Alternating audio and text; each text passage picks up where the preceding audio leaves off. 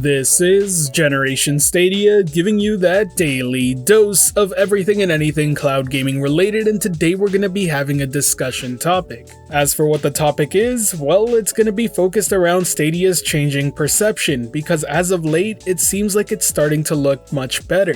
I can personally tell you that from my Twitter feed alone, I'm starting to see plenty more articles talking positively about Google Stadia.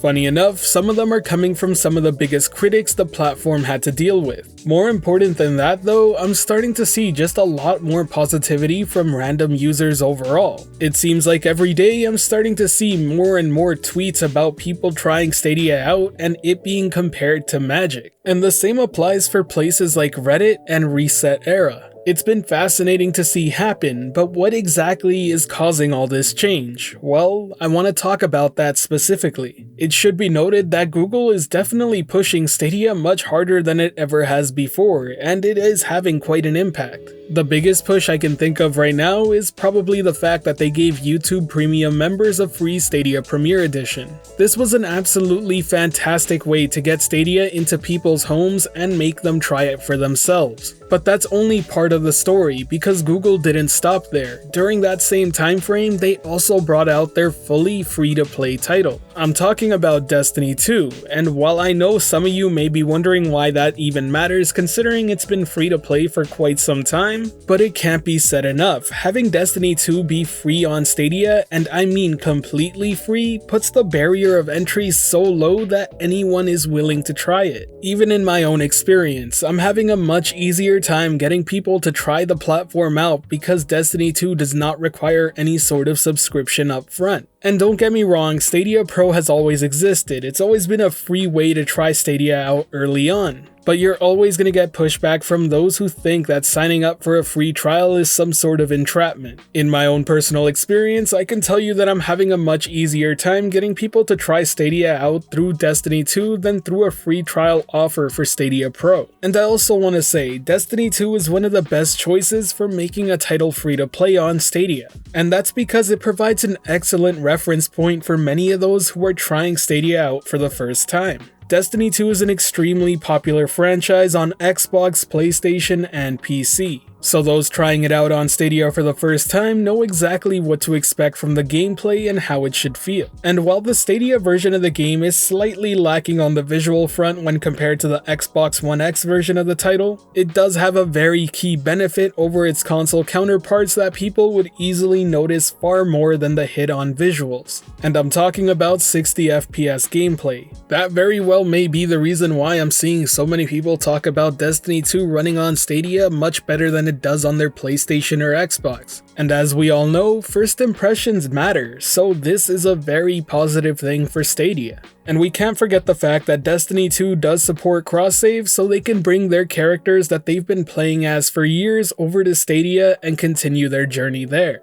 Better yet, if they happen to game on PC or the next-gen systems, they can use Stadia as a side platform, and that's a very good thing as well. Since Destiny 2 is a looter shooter, there are daily activities and things to do, so if you can hop on Stadia to quickly get something done then booting up your PC, that's a win. And it's only when you combine all of these factors together that you really get a strong case for Stadia. And that's just the start, because there is another very important factor at play right now. As we all know, there's a lot of hype and demand for both the PlayStation 5 and Xbox Series X, which happen to be sold out worldwide. And by the looks and sounds of things, they may very well be sold out until sometime next year. And this is actually proving to be quite beneficial for Stadia in certain ways. I've already seen quite a few comments discuss their use of Stadia and being so impressed with it that they're now delaying their purchase of a next-gen system or outright not planning for one at all. Many of these comments even claim that they tried to buy a PS5 or Xbox Series X at launch but couldn't achieve to do so. And with all the positive buzz that Stadia seems to be getting, now's a pretty great time to actually check it out. I really do hope they continue this momentum and push going forward, because while it is amazing for the time being, it needs to be consistent. We already know that they're doing a promotional offer for Cyberpunk 2077 where if anyone who buys or pre-orders the game before a certain date gets a free Stadia Premier Edition. Once again, an extremely smart decision to make, because Cyberpunk has to be one of the most hyped up and demanded games of this past generation. And the fact that you're getting a free Premier Edition and Stadia controller along with your game purchase is huge. I really hope that the next movement is getting some more free-to-play titles that can interest a different audience into Stadia. Aside from the obvious answer of Fortnite and other big titles like it, I would actually like to see a game like Smite find its way over. I do hope to see these promotional offers for free Stadia Premier Editions happen at least once a year with the biggest release of the year.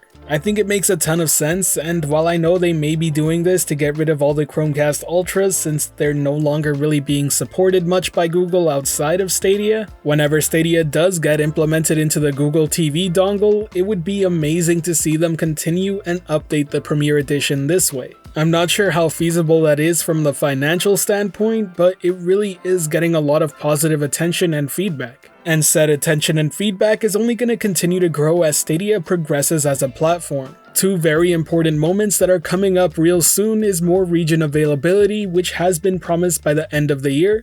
And then there's the fact that Stadia will be getting iOS support, a feature that has been heavily requested since day one. This is definitely a big push from Google, there's no doubt about it, and even when we take a look at their most recent ads, they are much improved. The messaging is clear, and what Stadia is at the forefront. Stadia is making all the right decisions, and they're definitely starting to head in the right direction. It makes me very excited for what lies ahead going into 2021. That said, before I end the video, I do want to ask you all a question. What do you want to see from Stadia, and what type of promotional offer do you think would really help improve and push said platform? Let me know in the comments section below. I look forward to reading all your thoughts. Now, if you enjoyed this video or found it helpful at all, be sure to hit that like button as it really does help the channel out, and if you're wanting more content like this, be sure to subscribe and hit that notification bell as well. Today's end of video question is going to simply ask you for what you're gaming right now, be it on Stadia or any other platform. Personally, I'm making my way through Spider-Man Miles Morales on the PS5 and I'm enjoying every second of it. And thankfully it seems like there's enough to play between now and Cyberpunk 2077 because I'm sure that game is going to consume much of our lives. Either way, let me know what you're playing until then and whether or not it's worth checking out.